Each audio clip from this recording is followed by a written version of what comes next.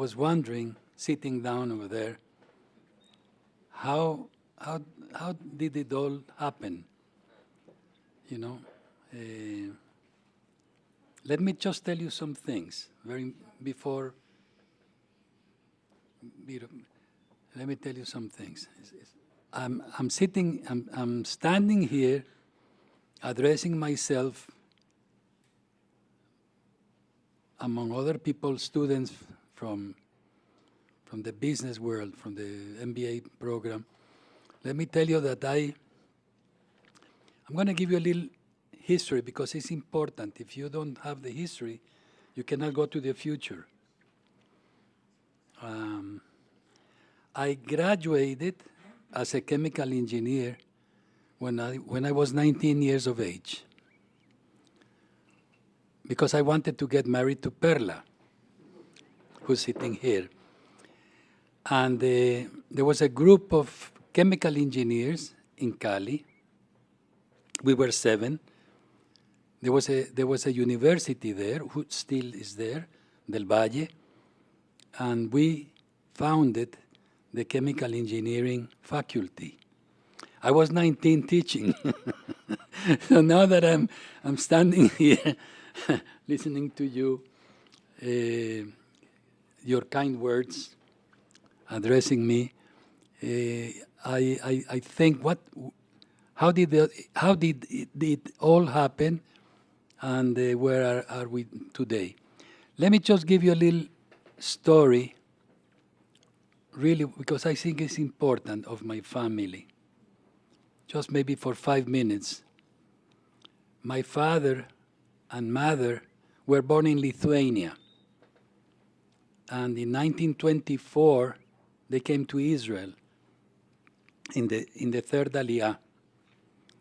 And they worked here 4 years, and they didn't have enough money to eat. My sister was born here, so my father went to Colombia because a friend of his spoke to him about Colombia. He went to Colombia third class because there was no fourth in the boat. And first class came a Polish Jewish boy that was engaged to work in Venezuela in a tannery. The tannery exists today. And this young man, who was well off, in a way, he would go down and became my father's friend. And they decided to build a tannery together. Let him finish his contract, which was 2 years. My father makes a little bit of money. They get together, and they did this with a 55-gallon drum. 55-gallon drum. The chemist used to tan the little hides, and my father was the salesman. And that's how the family started the business world. Then they went to another town in Barranquilla. They continued building the tannery there. And then from the tanning business came other businesses, which was like derivatives, like gelatin. We have 2 gelatin companies in Colombia, one in Ecuador, one in Brazil. Coffee company. We make decaf coffee, and we make coffee also. And everything came from that little 55-gallon drum. And then I look at the sign here. How do you grow from a little company to a big one, to a larger one? I think it's a matter of muscle, actually, more than intelligence. Mazal is suerte.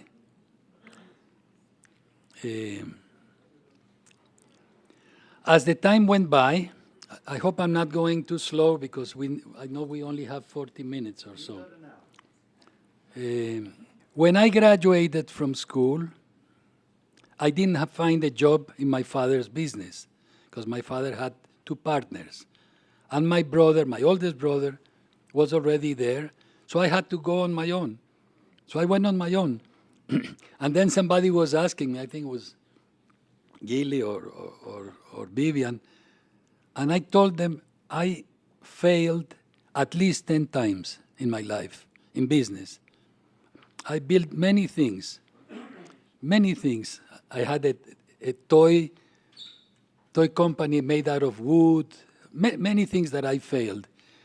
And the only thing to learn a little bit is to fail. You'll be surprised. You can never be a business person without failing. You cannot. It's impossible. Whoever tells you this is lying.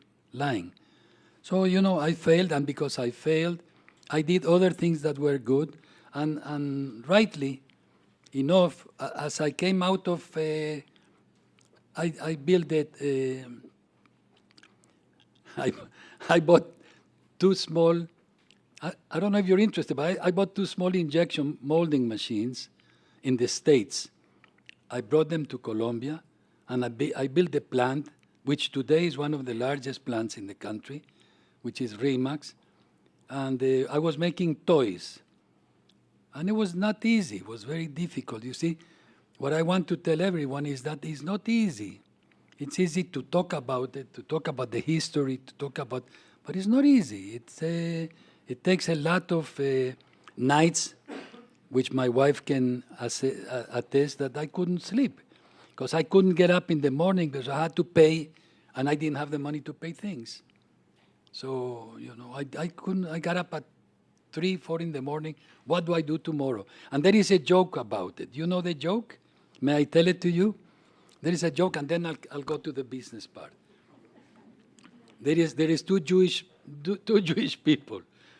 No, a Jewish man and his wife, they're sleeping.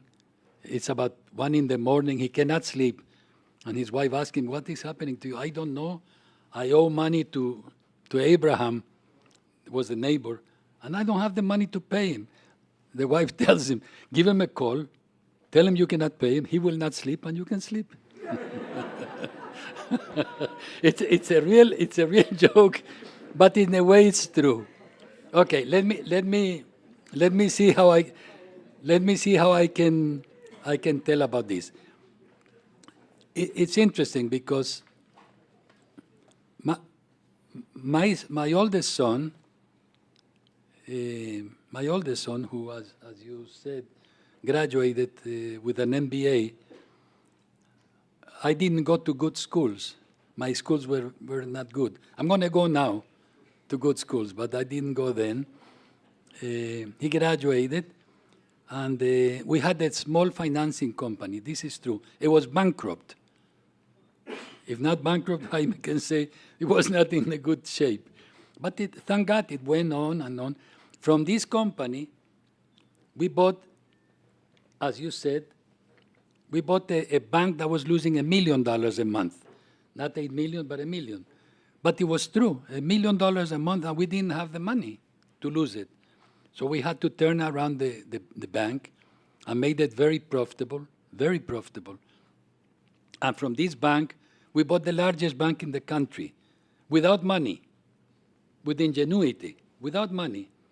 We bought the largest bank in the country with a little bit of money, but mostly was a loan, and it's mazal, it's luck. If there are periods in the business life, there are periods where the banks are bankers and they lend you, and periods where they don't. And this goes on and on and on. They do it and they don't do it. In those days, we were able to get the loan, and we bought it from the government. We were able to buy it, and it was really a jewel of a bank. Now my son, and I have to finish the stories with it. My son, with 2 friends of his from England, 2 Jewish young men who were in the optical business. They have like 1,000 optical stores. They got from the government of Panama what the Americans had there. It was a land as big as the city of Panama. They got it for 50 years, and they built the whole city. And that's listen to this. It's a 4 billion pound project. Can you imagine this starting with a drum, 55-gallon drum? Because it's true, you know. I know you will have questions, and I will be able to answer them. So we have about 20,000 employees today worldwide. We have banks in the U.S., in Panama, in Colombia. I was going to buy a bank in Israel. I cannot mention the name of the bank, but I wanted to buy it. But you know, very interestingly, the person that was selling, he was not the owner. Maybe I'm not supposed to say this, but the person that was in charge, he told me, we will not sell to you because you're a Colombian. And I said to him, but what do you mean by that? No, because of the reputation. I said, you're totally crazy. What reputation? Because Colombia has the drug people. No, and I felt very bad. I felt very ashamed. But I really don't need the guy, and I don't need his bank. One day, I will buy a bank here. One day, I will buy a bank here. And maybe some of you will help me. Okay, what else can I tell you? I gave you the story. You know, I did everything. I was importing. When I was very young, I was importing chemical products. I was importing them and selling them to tanneries and to textile companies. You know how hard it is, right, Ellie? It's hard. You know, it's easy to talk. It's easy for me to talk, but it's not easy to do things. And I'm happy to be here. I'll tell you why I'm happy to be here. One of the most important reasons. Haifa University, it's a very fine university. I have been here already 3 or 4 times, watching what they do, talking to professors of different faculties. I tell you, I am very impressed of the university. I'm going to go to school now again. You know, I don't know how old I will be, maybe 80 when I graduate. And maybe I'll do a couple of businesses in Israel.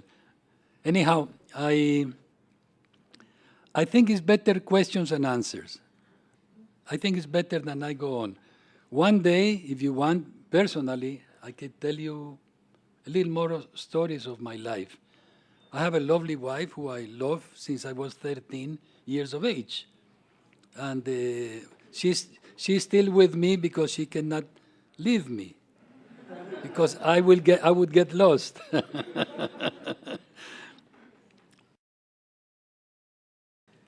The bank was losing money because it was very badly. You know, we have today, and then I'll come to the answer. We have today the most profitable bank in Colombia. Not the largest. I had the largest. But today is the most profitable bank, the number 1 bank in everything. Because I think we know how to run a bank. We can run it in Israel, we can run it in the US, we can run it anywhere. You have to do the things right, and you have to know that the money is not yours. The money of the bank is not the owner's. You know, I have never had an account in my own bank. Never. Never had an account. I don't want to have a loan from my bank. And I think that's what makes sometimes terrible mistakes, because they use the bank's money, which is the people's money, to buy assets of this, that. And if it goes bad, then it's a big problem. To answer the question, you have everything in life you have to do right. When you say, what do you do in a bank that is losing the money? First, you have to enter into the stomach of the bank. To know, you have to really go inside and see what is wrong. What do you think is going wrong in an institution, you know? I think Colombia is the best friend of Israel, not the U.S. I think Colombia is the best friend of Israel. And I know why I'm saying this. It's the best friend of Israel. And Israel has been very helpful to Colombia in many ways. In many ways, very helpful. And if you talk to the Colombian people, to the humble people in Colombia, you would be very impressed by the people. very impressed. We have special kind of people. I love my country. I love Colombia very much. I am Jewish, but I love my country. My country is Colombia, and I have a Jewish heart. I don't want to extend myself, Jaime. But I hope every one of you has a chance to visit Colombia. Try to visit Colombia. Colombia is it's a beautiful country. And today is very, very secure, like Israel. Today the security in Colombia is magnificent. I know why I'm telling you these things. Because I'm crazy, I'm a singer. No, let me tell you the two things. I'll answer the two. First, I'll answer. We have never bribed anybody. You don't need to bribe people. You don't need to bribe. People think that you have to bribe, you have to pay. How do you say it in a bakshish? You don't need to pay bakshish. You're not. If you have to pay bakshish, don't do the business. I know it sounds crazy, but it's true. See, because you have to teach. You have to go all the way. You cannot do it.